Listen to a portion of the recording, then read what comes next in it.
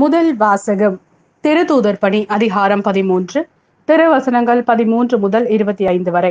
பின்பு பவுலும் அவரோடு இருந்தவர்களும் பாப்போவிலிருந்து கப்பலேறி பம்பிலியாவில் உள்ள பெருகை நகருக்கு வந்தார்கள். அங்கே யோவான் அவர்களை விட்டு அகன்று எருசலேமுக்கு திரும்பினார். அவர்கள் பெருகையிலிருந்து புறப்பட்டு சென்று பிசிதியாவில் உள்ள அந்தியோகியாவை அடைந்தார்கள். ஓய்வு நாளன்று அவர்கள் தொழுகை கூடத்திற்கு சென்று அங்கு அமர்ந்திருந்தார்கள். திருச்சட்டமும் இறைவாக்கினர் நூல்களும் வாசித்து முடித்த பின் தொழுகை கூட தலைவர்கள் அவர்களிடம் ஆள் அனுப்பி, சகோதரரே, உங்களுள் யாராவது மக்களுக்கு அறிவுரை கூறுவதாயிருந்தால் கூறலாம் என்று கேட்டுக்கொண்டார்கள்.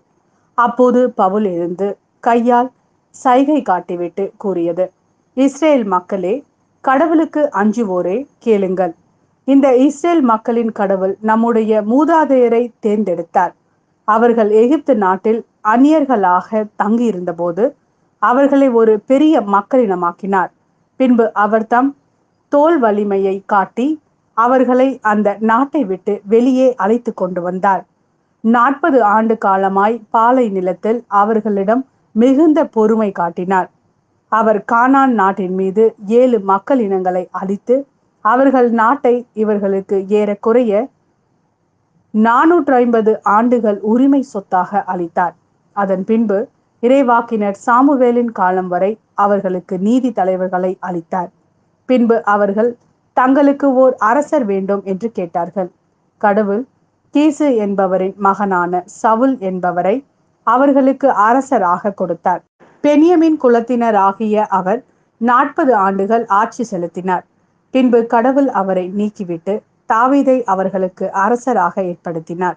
அவரை குறித்து, ஈசாயின் மகனான தாவீதை என் இதயத்துக்கு உகந்தவனாக கண்டேன், என் விருப்பம் அனைத்தையும் அவன் நிறைவேற்றுவான் என்று சான்று பகர்ந்தார்.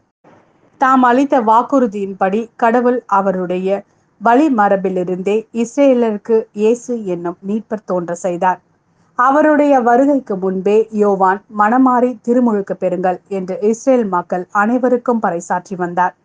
யோவான் தம் வாழ்க்கை என்னும் ஓட்டத்தை முடிக்கும் தருவாயில், நான் யார் என நீங்கள் நினைக்கிறீர்களோ அவர் அல்ல நான். இதோ எனக்கு பின் ஒருவர் வருகிறார், அவருடைய மிதியடியை அவிழ்க்கவும் எனக்கு தகுதி இல்லை என்று கூறினார். இது ஆண்டவரின் அருள்வாக்கு. இறைவா, உமக்கு நன்றி.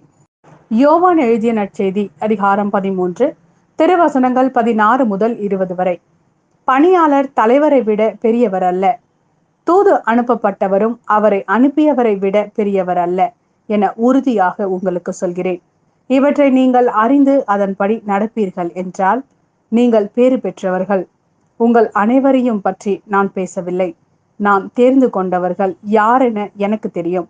எனினும் என்னோடு உண்பவனே என் மேல் பாய்ந்தான் என்னும் மறைநூல் வாக்கு நிறைவேறியாக வேண்டும்.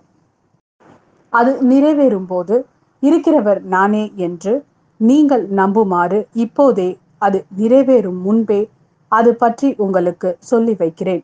நான் அனுப்புகிறவரை ஏற்றுக்கொள்பவர் என்னையே ஏற்றுக்கொள்கிறார், என்னை ஏற்றுக்கொள்பவர் என்னை அனுப்பியவரையே ஏற்றுக்கொள்கிறார் என உறுதியாக உங்களுக்கு சொல்கிறேன்.